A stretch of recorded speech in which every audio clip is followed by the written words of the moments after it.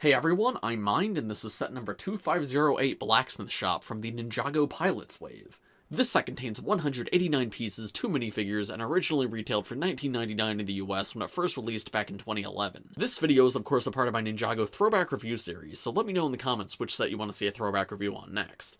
It could be any set from 2011 to 2018, and while I don't have them all, I do have a lot of them. So let me know in the comments what you want to see most, and I might just select it for the next Ninjago Throwback Review. If you want to see which sets I've already done, I have a full playlist linked in the description below. But now, with all of that being said, let's get into this review. So here is the Ninjago Blacksmith Shop, and this is the original Blacksmith Shop, and not that new, super detailed, show-accurate version that we got in 2026. No, this is our very first version from 2011. And I'm not going to be doing a full comparison of the two in this video, in fact I'm going to have a separate video all about that. But it is quite interesting to see how different these two are. Because unlike that one, which is pretty much a one-to-one to the show, this is basically nothing like the show. This is meant to be its own original playset. Pretty much the only thing it has in common with the show is that it's a blacksmith shop. So I'm not really going to be judging this by show accuracy. Instead, I'm just going to be talking about it as if it was an original idea for a set. Because back in 2011, that's what it was. Ninjago wasn't the show with its deep, long history. No, it was a new original idea, and they were just trying to come up with fun playsets. So let's take a look at what's actually included here. Now, when I review old sets, some of them I just got recently, others are sets from my childhood, and this actually is a set I had as a kid, so I can actually speak to a lot of what I found fun about it back then. For now, though, let's move the camera up a little bit closer so we can take a look at everything that it has going on. First, the base of the Blacksmith Shop is just one big plate. It's a 16x8 plate, which honestly for a $20 set is pretty big. I think a lot of modern sets sometimes have a problem of overstuffing their interiors, where they want to be really detailed, but I think it's important to strike a balance between detail and space, because if you have too much going on inside, there's no room for the figures to actually move around. And like I said, thinking back to when I was a kid, I loved moving Kai and the skeleton around in here. So the fact that you had the ability to do that is awesome. But it's not fully empty on the inside here, there's a couple things going on. At the back here we have like a little forge or fireplace, and that connects to this chimney at the top, so you can imagine the smoke coming out of the top here, though there's no actual pieces to represent that. But yeah, there's a little flame piece in there where you can have Kai go in and forge weapons. Then you can move the weapons from there to this anvil right here, and it's a simple build, but it's effective at what it wants to be. It definitely looks like an anvil. And finally we have this cauldron of water to dip the weapon into to cool it off, so that way it can be completed. It's definitely like the bare bones essentials of the blacksmith shop, but it's got everything that it needs. Now, at the very back of the blacksmith shop, there's a wall with 2 clips to hold accessories. One's a hammer for Kai to actually perform his blacksmithing tasks, and the other is like a chicken or turkey leg, which I think is very funny. I know this was one of the first times I got that piece as a kid, and I was so excited to finally have that, because I would always see it in like castle sets and magazines. But I pretty much exclusively bought Ninjago back then, so I was super excited to finally have that part. Anyway, this wall actually holds a secret, because if you lift up the roof above it, that will actually cause the wall to spin around and reveal the swords behind it. There's 4 different standard katanas that are kept here, 2 silver ones, 1 black one, and 1 gold one. And as a kid, this was my absolute favorite part of this set. I thought this was the coolest thing ever. The transformation on its face is cool, the fact that you have like normal accessories and then weapons on the back, that's awesome. But even just the weapons themselves I thought were amazing. Early Ninjago had a lot of focus on the weapons, like even though they were just basic parts, the instructions like encouraged you to collect all the weapons across the different sets and use them in the spinner game. So the fact that you got so many here and it was every color variation, it was the silver and the black and the gold, I thought was awesome. And honestly, I feel like this is something that modern Ninjago's missing. Because yeah, sure, these are just basic katanas, but this was our first wave getting them in all these colors. I do wish modern Ninjago had more of a focus on the weapons like this, because these also aren't the only weapons in the set, because this was the other reason I decided to get it as a kid. Up at the roof, there's even more weapons revealed. We have this long castle spear. This piece is awesome. I always thought it was super cool. A more traditional spear piece. And then these 2 claw weapons. So when I saw that they were coming in this set, I knew that I had to get it. And there's actually an extra clip up here to store 1 more accessory, which could be something from your own collection or the skeleton sword that comes in the set. If you want to remove that from the minifigure, it fits in perfectly right there. And then you have, what, a total of 8 different weapon options if you count the claws as one. Yeah, as a kid, I thought this was the coolest thing ever. And the transformation mechanism is really smooth too. When you move it down, it causes this gear down here to turn, and that causes the wall beneath it to turn as well, so that way when it's up you can see the swords, when it's down you can see the meat and the hammer. The roof of the building actually does have a somewhat interesting design for a $20 set in 2011, and I think that's a really effective technique. These pointed slope pieces also prevent the roof from falling too far down. Just a very efficient design. Here's a look at the blacksmith shop from the back, so you can see when the roof is closed, the swords are at the back. And of course that swaps if you lift the roof up. There's some Tectic beams on the side to keep that entire mechanism sturdy. And then aside from that, I guess I have this tree to talk about. There's a little tree out front. I mean, it's nice to see so much foliage in a small set. 3 different leaf pieces. That's not nothing. Honestly, the entire footprint here is quite large. Like, I know it was 15 years ago, so $20 meant a lot more back then than it does now, but when's the last time we got a location build, let alone one this big for $20?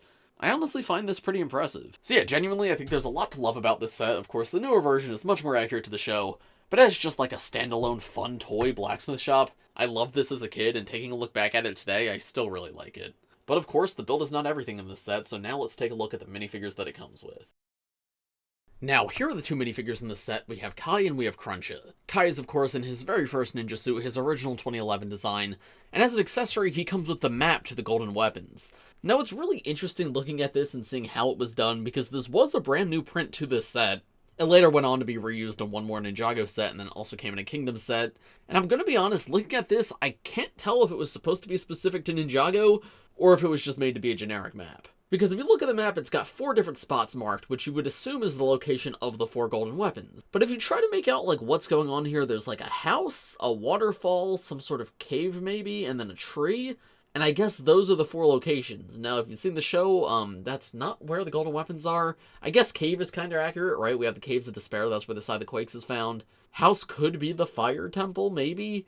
Tree, though, I don't think they went to a tree. I mean, they went to, like, that weird lightning area. That's where the Nunchucks of Lightning were found. And then, like, the big icy area could maybe be the waterfall, so I guess this kind of works. But yeah, this is certainly not the map to the golden weapons that we see in the show.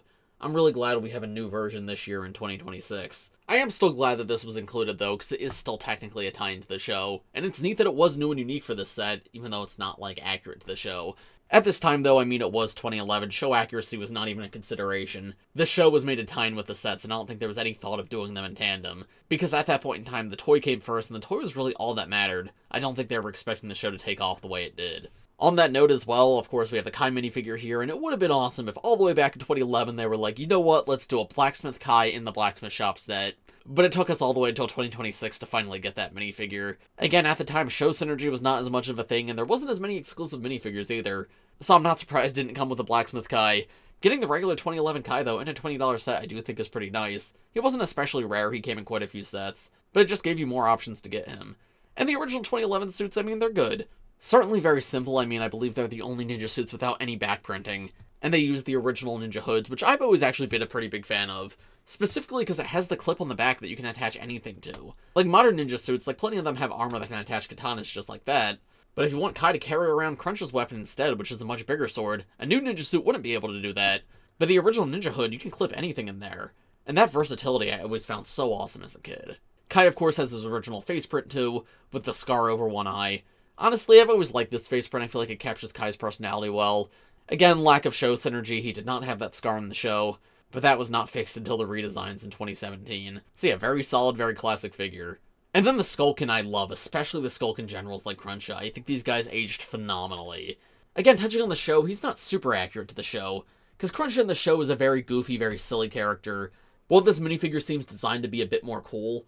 So in terms of like show accuracy, I actually prefer the Legacy version, but in terms of just being like a neat minifigure, I love this guy. He's got the painted on helmet molded into his head, so that way he looks like fully armored up, and I've always thought these giant armor pieces were one of the coolest things ever. With just how wide the shoulder pads are, and he's got the gray detailing because he was the gray skeleton general. Then he's got the little shoes at the bottom that all the Skulkin had this wave, so that way they could fit into spinners. And he comes with like a classic castle sword as a weapon. Aside from his spinner, I believe this is the cheapest set that Kruncha came in, so it was really great to get like a more powerful character in a smaller offering. And even though he's a somewhat common minifigure coming in a few sets, I'm still happy to get him here. Yeah, for what was originally a $20 set, I'm pretty happy with this minifigure selection. But now, overall, what are my thoughts on this set? Honestly, it's great. I think this holds up really well. Like, yes, it's indicative of 2011 LEGO. There's a lot of exposed studs. It's focused on play rather than display. But that is the LEGO I fell in love with. This is the kind of thing I want to see more of. This year's Blacksmith Shop is amazing. I think it's great for fans of the show. But I think for kids in 2011 just growing up with Ninjago like I was, I had so much fun with this set as a kid. Like, yeah, it's cool that it's the Blacksmith Shop. It's the one from the show. But more than that, I thought it was fun how you can make the weapons appear out of nowhere. I thought it was fun that it came with 8 different sets of weapons. And you got a cool skeleton for cheap. You got a map to the golden weapons. There's genuinely a lot packed into this package. Now, would I recommend it to you guys today? Honestly, it depends. For younger fans of Ninjago, if you can find it for a reasonable price, honestly, I still think it's a pretty fun one. For older fans, though, if you're looking for a collectible piece, the modern one is probably better. especially with aftermarket prices, because you guys are not paying $20 for this. I think parting it out, it's closer to $40. And if you want to actually buy a sealed copy, it's more like $80, and at that point, just get the new one, because that's $100. But yeah, despite the fact that we have a super detailed, much more modern version, this is still a set that I really love, and I think it will always have a special spot in my collection. But of course, those are just my thoughts. Let me know what you guys think of this set in the comments below. If you enjoyed this video, make sure to leave a like on it, subscribe to my channel if you're new, and as I mentioned at the beginning of this video, let me know in the comments which Ninjago set you want to see a throwback review on next. But as for this one, I think that's about all I have to say, so thanks for watching everybody, I hope you all enjoyed. Use code BRICKSBYMIND in the Fortnite item shop, and I will see you all in the next one. Bye!